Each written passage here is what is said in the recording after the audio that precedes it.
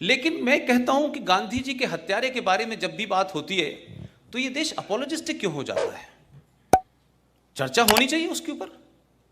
और ये कौन लोग कर रहे हैं? जो उसामा जी कहते हैं, हफीज सईद साहब कहते हैं, वो कह रहे हैं कि गॉडसे आतंकवादी था। गॉडसे ने गांधी जी को क्यों मारा, इस पे बहस क्यों नहीं होनी चाहिए?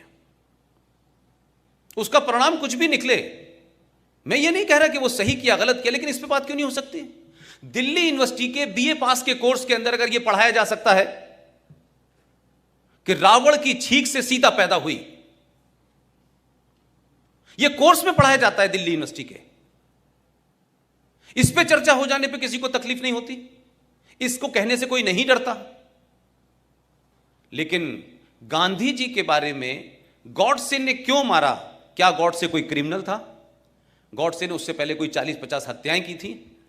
क्या उसका कोई ऐसा बैकग्राउंड था? तो इस पे चर्चा क्यों नहीं होती भाई?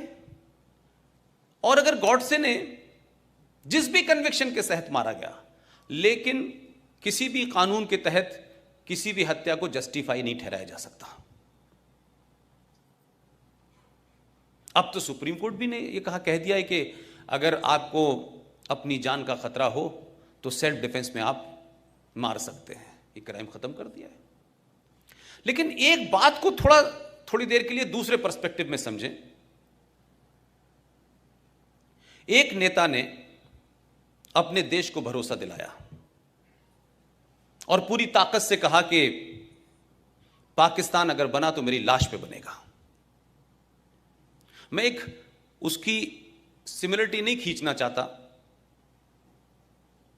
और उस दौर में बहुत सारे लोग थे जो गांधी जी को, उनकी क्या ताकत थी कि जब वो नोआखली के दंगों में गए तो जहां हिंदू मुसलमान लड़ रहे थे, हाथों में तलवारें थी लोगों ने हथियारों से हाथ से उनके तलवारें गिर गईं। गांधी जी के कहने से इतनी स्ट्रांग अपील थी।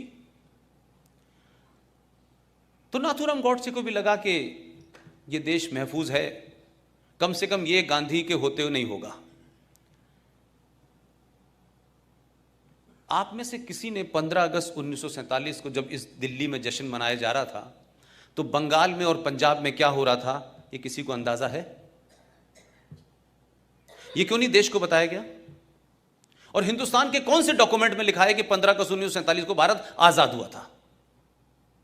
कोई डॉक्यूमेंट नहीं है सरकार के पास। नेशनल आर्काइव दिल्ली में चले जाएं, उसमें लिखा है 15 अगस्त 1947 को ट्रांसफर ऑफ पावर हुआ है। लेकिन हम गीत गा रहे हैं आजादी के।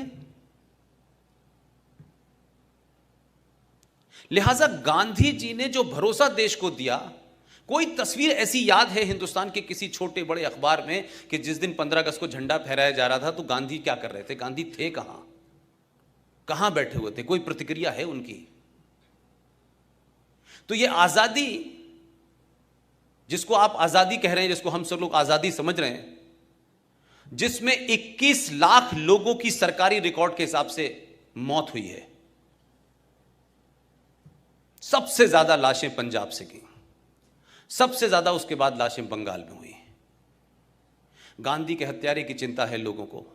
21 लाख लोगों का मर्डर हुआ, 21 लाख लोग मारे गए, उनका जिम्मेदार कौन है? उसकी भी कोई जिम्मेदारी लेगा कि नहीं लेगा?